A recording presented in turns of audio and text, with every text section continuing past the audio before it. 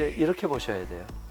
한국은 교육에 대한 국민들의 관심은 높은데 정부의 교육 정책 없고요. 대학 정책 아예 없습니다. 학문 정책도 없어요. 입시 정책만 있어요. 어떤 학문을 장기적으로 어떻게 지원해서 국가 발전과 연계시킬 것인지 없어요.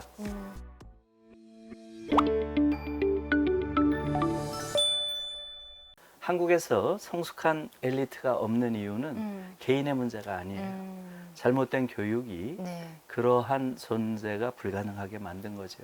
어떻게 보면 그들도 피해자인 거죠. 어떻게 보면 그들도 피해자다. 예. 근데 지금 이 시스템에 너무 젖어들어 있기 때문에 교수님 말씀 한마디 한마디가 저는 굉장히 놀랐고 그렇다면 여기서 근본적으로 이게 어떻게 달라질 수 있을까요? 상당히 비관적이죠. 그럼에도 불구하고 네네. 이 문제를 풀 수 있는 건 교육밖에 없어요. 우리의 아이들 지금 컴퓨터로 키울 거냐 이렇게 말씀 주셨는데 컴퓨터로 대체가 되고 있잖아요. AI가 컴퓨터 그렇죠. 더 잘할 테니까요. 그렇죠. 이렇게 예. 두면 안 되는 그렇죠. 거잖아요. 안 되는 거죠. 예. 지금 말은 이제 결국은 지금까지 언급은 안 했지만 이른바 4차 산업혁명. 네네. 4차 산업혁명에 필요한 인재상은 뭘까? 그렇죠. 이런 이야기를 예, 많이 예, 하잖아요. 예. 4차 산업혁명이 뜻하는 것은 뭐예요? 인간이 가지고 있는 많은 능력이 이제는 기계로 대체될 것이다. 그렇죠. 그러면 앞으로 길러내야 할 아이들의 가장 중요한 능력은 뭐겠어요? 인간만의 고유한 능력일 것 같아요. 그렇죠. 당연히 그거죠. 네. 기계가 대체할 수 없는 대체할 수 없는 인간 네네. 고유의 능력. 이걸 길러야 되는 거예요.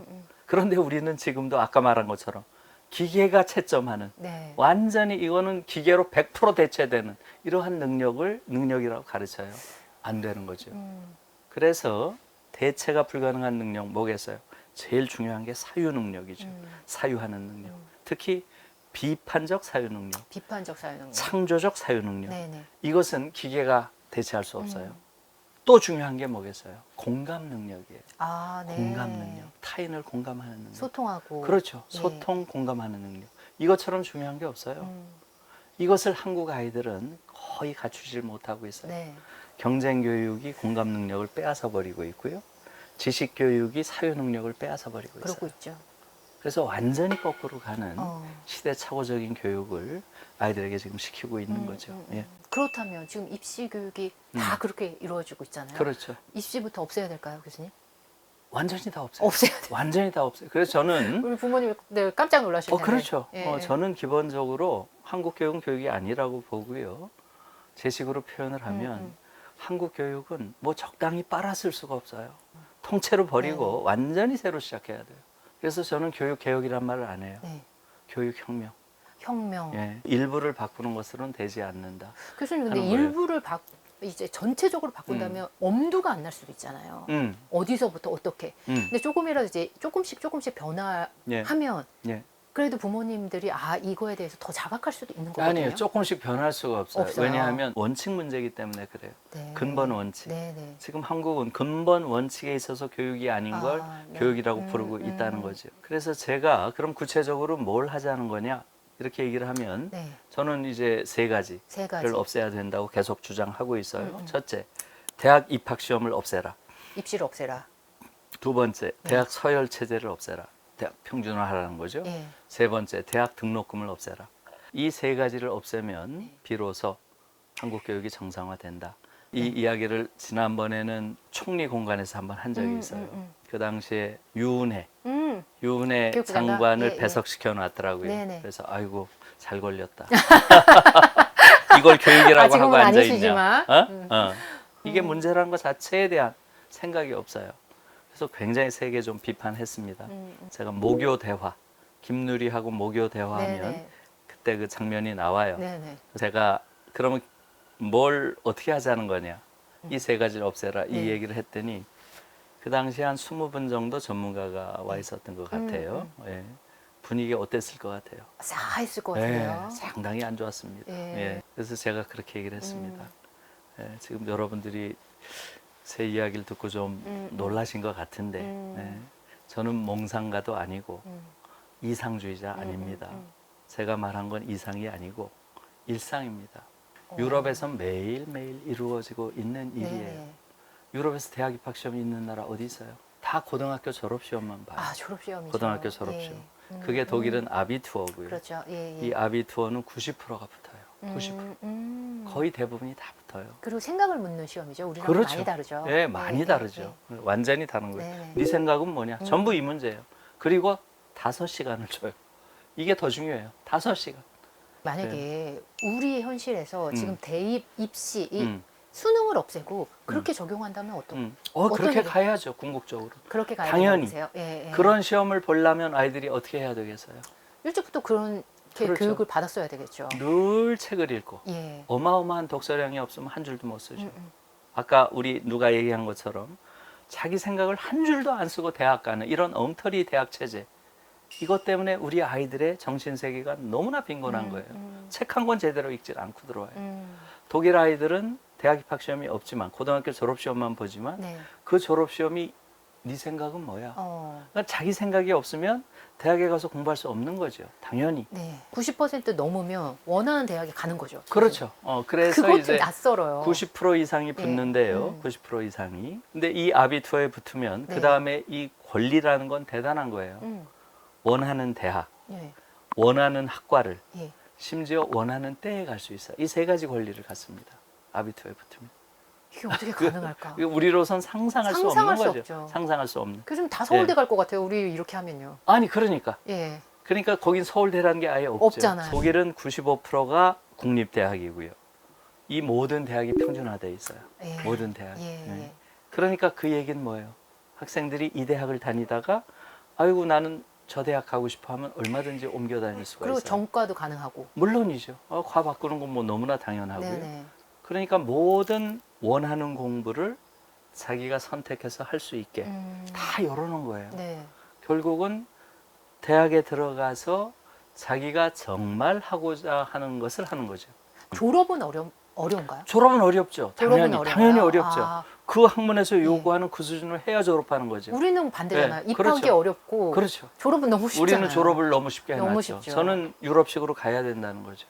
누구나 원하는 공부를 할 수 있게 열어놓고 그 다음에 졸업할 때는 당연히 그 학문 분야에서 요구하는 수준에 달한 자만 졸업하도록 해야죠. 이것은 프랑스도 똑같아요. 네네. 프랑스는 바칼로레아. 이것도 물어보니까 90% 정도 붙는데요. 유사합니다. 독일이랑. 원하는 대학을 다 갈 수 네네. 있게 열어놨죠. 유럽은 그리고 비슷한가요? 유럽 거의 대부분이 거의 다 대- 그렇죠. 예. 거의 대부분이 다 그래요. 그 다음에 두 번째, 대학 서열. 서열화. 대학 우리나라 서열 있는 나라 너무 어디 심하죠. 있어요? 너무 심하죠. 그러니까. 순서가 정해져 예, 있어요. 그러니까. 예. 대학 서열이 있는 나라가 유럽에 어디 있냐고요. 네. 없습니다. 독일은 뭐 완전히 다 그런 평준화되어 있고요. 프랑스는 있었죠, 한때. 네. 소르본느를 정점으로 한 어. 서열 체제가 있었습니다. 네네. 이걸 누가 없앴나요? 그 체제에 의해서 가장 고통받는 아이들, 학생이겠죠. 고등학생들이 없앤 거죠. 오. 예, 68 혁명 때. 68 네, 혁명 당시에 네. 프랑스 파리는 고등학생들의 물결로 완전히 채워졌죠. 네. 예, 그때 나온 게 유명한 그 말이에요. 우리는 공부하는 기계가 아니다. 우리도 존엄한 인간이다. 이러고 몇 달을 완전히 파리 거리를 휩쓸고 다녔죠. 그래서 결국은 소르본느 대학이 어떻게 되나요? 오. 1, 2, 네네. 4, 6대학으로 해체된 네네. 거예요. 지금 1대학부터 13대학까지 있죠. 있죠. 예. 완전히 평준화시켜 놓은 거죠. 근데 우리 친구들은 그렇게 거리로 나오지도 않네요. 앞으로 나와야죠. 앞으로 나와야죠. 제가 요즘에 고등학교 가서 늘 하는 게 그거예요. 나와라. 나와라. 왜냐하면 어. 지금까지 인류의 역사는 음. 해방의 역사였고 음. 인간이 계속 조금 더 자유로운 해방 과정을 거친 거예요. 또 모든 해방은 자기 해방이다. 여성 해방 누가 했어요? 여성이 했죠. 왜? 네. 흑인 해방 누가 했어요? 흑인이 했죠. 학생 해방 누가 해요? 학생이 해야 되겠죠. 그렇죠. 예. 그러니까 학생들이 이제는 어. 자기의 노예 상태를 자각하고요. 음. 그리고 자신이 자유인으로 살 수 있는 그러한 가능성. 유럽의 학생들이 한 것처럼 우리 학생들도 당연히 그래야죠. 근데 교수님 대학 서열화 같은 경우에는 우리나라 같은 경우에 좀 특별한 의미가 있죠. 왜냐면 음. 사립대가 너무 많잖아요. 왜 많을 것 같아요? 왜 많을까요? 지구상에서 가장 기형적인 고등교육 체제를 가진 나라예요. 어. 이런 나라가 없어요. 우리 근대사 때문에 그렇죠. 어. 예. 예. 일본 제국주의 치하에 식민 시대를 거쳤잖아요. 네. 45년에 해방이 됐죠. 해방된 나라가 돈이 있겠어요? 국민의 교육열은 높은데 국가는 돈이 하나도 없어. 어떻게 했겠어요? 예. 사립에서 지었겠죠. 그렇죠. 아. 예, 지방의 네네, 유지들한테 네. 대학을 짓도록 하고 그들에게 엄청난 특혜를 준 거죠. 어마어마한 특혜를 줬어요. 그러니까 여기저기서 대학을 짓기 시작했고요. 그게 지금까지 내려오는 거예요. 그러네요. 예. 그러니까 이것은 우리 민족사로 봐서는 우리 현대사의 비극적인 그러한 상황 때문에 생겨난 기현상인데 이제는 부유한 나라가 됐잖아요. 그런데도 이걸 고칠 생각을 안 해요. 짚어봐야겠다. 제가 민주정부가 들어선 이후에 여러 번 이런 데 대한 글을 썼어요. 이제는 정상적인 국가가 됐으니 정상적인 교육 체제를 갖춰라. 이제는 사립대학들을 다 국립대학 혹은 공립대학으로 전환해야 된다. 이런 주장을 한 거죠. 이제 이렇게 보셔야 돼요. 한국은 교육에 대한 국민들의 관심은 높은데 네. 정부의 교육 정책 없고요. 대학 정책 아예 없습니다. 학문 정책도 없어요. 어떤 학문을 장기적으로 어떻게 지원해서 국가 발전과 연계시킬 것인지 없어요. 또 한편으로 문제점이 사교육 문제가 너무 심각하잖아요. 그렇죠. 사교육 그럼요. 문제는 어떻게 진단하세요, 교수님? 이제는 특정한 한국 사회의 기형성, 아까 네. 이야기한 네. 그런 기형성들이 만들어낸 예. 그러한 기형 현상이죠. 아. 예. 과거에는 어땠어요? 가난한 집 아이들이라도 이른바 소위 개천용 개천용. 이야기죠. 예. 상당수의 아이들이 교육을 통해서 사회적 상승의 사다리를 올라갈 수 있었어요. 네네. 지금은 거의 없죠. 네. 사교육은 내가 가지고 있는 그러한 재정적인 경제적인 우위를 구체적인 학벌의 우위로 만들어내는 기계죠. 네.